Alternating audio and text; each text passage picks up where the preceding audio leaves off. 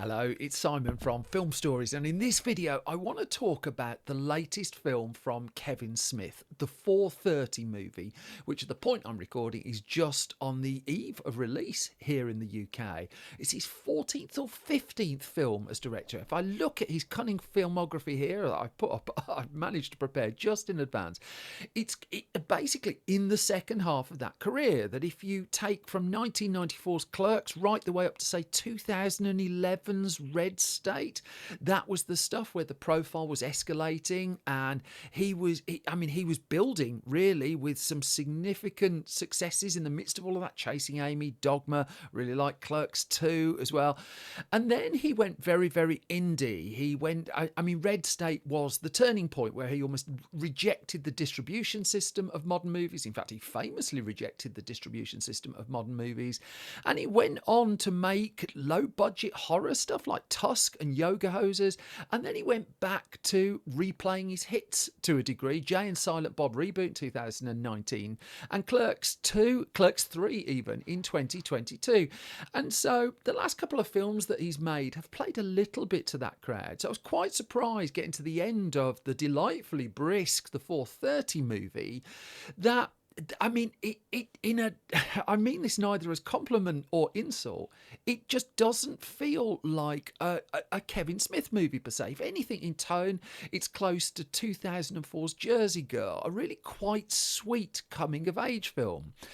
It's also Smith, belatedly really, jumping on a trend that we saw a little bit of. I mean, it sparked really during COVID, where a lot of filmmakers went back to their roots and basically wrote semi-autobiographical versions of their own life stories and turned them into movies. So Steven Spielberg did that with The Fabelmans. He wrote the script for that as well.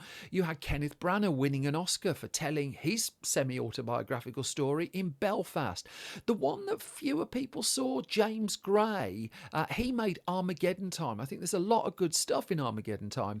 And so when I heard Kevin Smith was going to do the same thing, I was sort of expecting a kind of 90s American Pie style thing crossed with lots of Star Wars references, and that you sort of get a tiny bit of that. But what you actually get is a sweet 80s coming of age ish film, semi-autobiographical film, as I said, but also there's a young romance at the heart of it all. And so the heart of the movie is between Sienna Agadong's Melody and Austin Zajer's Brian David. And basically, Brian David wants to take Melody to see a movie at 4:30 at their local cinema, which is run by, well, a not very nice manager played by Ken Jeong, who's doing a version, I think, of the character he did in Role Models a little bit. He comes in, you know what you're going to get. He absolutely delivers it. There is at the heart of this the story of three teen boys, and one of them is really, really in love with this girl. And it's quite a sweet and charming setup at the heart of it.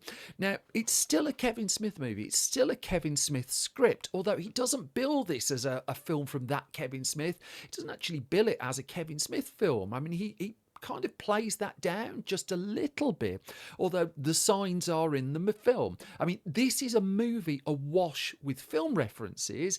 You see a back issue of Starlog magazine. There's discussions of Martha Coolidge, of John Borman. You get conversations about The Exorcist 2. Rocky 4 comes up. I mean, one of the finest films of all time, clearly, Rocky 4. But it's for the most part, it's not really shoehorned in. You just believe that these characters really like the movies, really like talking about movies. There's only a couple of, there's only one bit really that I thought really broke that, which is a very on-the-nose conversation in the midst of it. And I know this plays to the crowd particularly well, so some people will love it. It stuck out for me where they're talking about the future of Star Wars, and there's no way they'll make TV shows and blah. And it just a little bit too on the nose for me. I was also a little bit worried reading the credits opening of just the cast list, because this brings together an ensemble of faces very familiar to those of us who've watched a lot of Kevin Smith films. And now, fundamentally, this film is small. It's not again in a derogatory sense, but it's quite a contained small story. There's almost something Blumhouse about it, that you get a location and put people in it and see how they interact. In this case, the location is a cinema, but it's got a very, very long cast list. And I thought, well, how are you going to get all those characters in?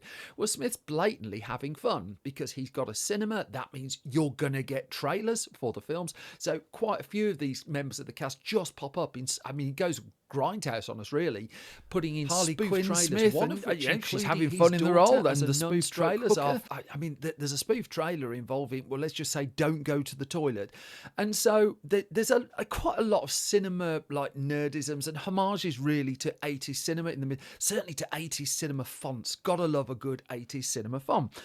So you kind of balance what Smith's doing here is he's kind of balancing a few things. That he's got his movie references, he's got kind of the gags that we saw, and there's a couple of really funny gags in this. I'm really quite charmed by it. But then he's got the bulk of the film is this just sweet story. I found myself really rooting for these characters, and I've done a great big long list of just things in it that I thought about afterwards, about how it goes just a tiny bit Fableman's at one point, about just like I don't know, there's a score from Bear McCreary, for instance, and it's just really in the tone of it all. You get these cameos just coming in, but they're not on the whole really playing it to the camera. They're just that people coming in, familiar faces, but in roles in the film. And I just, again, it goes to this word small, and small is often seen as a derogatory word. It just isn't. What Smith has done here is he's I'm not doing him favours there. I'm going to try that again. What Smith is doing here, and what Smith has done here, is just made, a 75, 80-minute film, plus credits, coming to those in a minute, that's just nice to watch. It's quite funny. I wanted the characters to get together, to get together. I looked at the cinema. I thought, oh, that's full for 4:30. I mean, that was quite nice, just to see a relatively full cinema. And I mean, you put it next to something like Jay and Silent Bob Reboot. I had fun with that, but it's kind of, I mean, it's serving. It's fan service, really, to a degree. I mean, it was for those very much in the Kevin Smith fandom, of which I have been in the Kevin Smith fandom. This isn't. This plays a little bit broader and a little bit smaller, and I really quite taken by it. Don't think it's a masterpiece or anything like that. I'm not suggesting it's Oscars all round. I just think it's sweet. And I found myself liking it. And then you sit through the credits, and I'm not going to spoil what Kevin Smith does with his end credits. Just that it's worth sitting through them, and it's worth sitting through what just a really quite touching director's thanks list. So credits work. You sit through all these names. If you wait till the end, you get things like the special thanks to the director likes to thank. I was really taken with what he did there. I thought it was really, really nice and a really sweet touch. And there is some full-on Kevin Smith fan service in the end credits as well. But who could begrudge that? It's not going to knock down any houses. It's not going to make billions at the box office. The 4:30 movie, though, shot in his own cinema, so much of a character in the film, it appears in the cast.